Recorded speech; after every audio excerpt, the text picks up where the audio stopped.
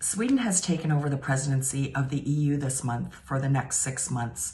For those who may not be aware, the EU presidency represents the European Council with other European institutions, particularly the Commission and the European Parliament. Its role is to try and reach agreement on legislative files. And each country, when it takes over the presidency, sets its own priorities. Sweden's priorities are security, resilience, prosperity, democratic values, and the rule of law, as well as responding to the current geopolitical and economic challenges facing the EU. What's most relevant for business is that Sweden will strive to ensure that the ambition of a strengthened European competitiveness is highlighted in all EU work on the green and digital transitions in the business sector and in response to ongoing potential future crises. The presidency has also promised that it'll work towards long-term and predictable rules that promote effective competition and reduce the regulatory burden for business, allowing the EU to take the lead on digital innovation, for example. Ibec Global will follow the developments of the Swedish presidency closely and with a special focus on initiatives that are important to European and international business. On the topic of EU competitiveness, in a recent email, the European Internal Market Commissioner, Thierry Breton, has outlined that efforts to boost Europe's global competitiveness is a top priority, and we'll certainly see more of that coming.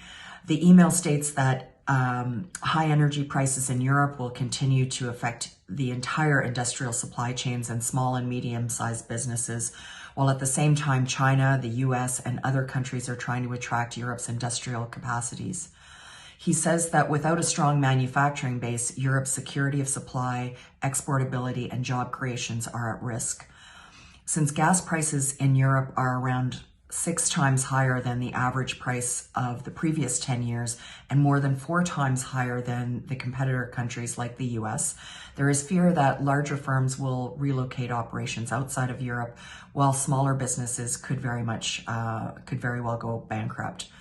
Joe Biden's $369 million Inflation Reduction Act, with massive subsidies for green technologies and Buy American clauses, means that European leaders fear that some European companies will relocate to the US, and officials are aware of the real danger of deindustrialization and disinvestment. Many are therefore calling for a coordinated EU-level action to rescue Europe's manufacturing sector, and France is now demanding a comprehensive new EU-wide Made in Europe strategy. We'll follow this closely, since such a strategy will have wide-ranging implications for both European as well as global businesses. And finally, this week marks the 53rd World Economic Forum annual meeting in Davos, bringing together 2,700 leaders from 130 countries, including 52 heads of state and government, to discuss solutions and private-public cooperation to tackle the world's most pressing challenges. And this year's theme is cooperation in a fragmented world. And certainly at Ibec Global, we focus on the key global challenges for international businesses, and chief among them is diminishing support for globalization and open trade.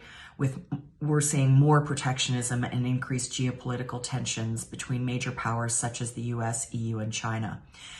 We'll be following Davos very closely, like everyone else, and I'll report back to you next week with my most important takeaways for global business. In the meantime, have a great week.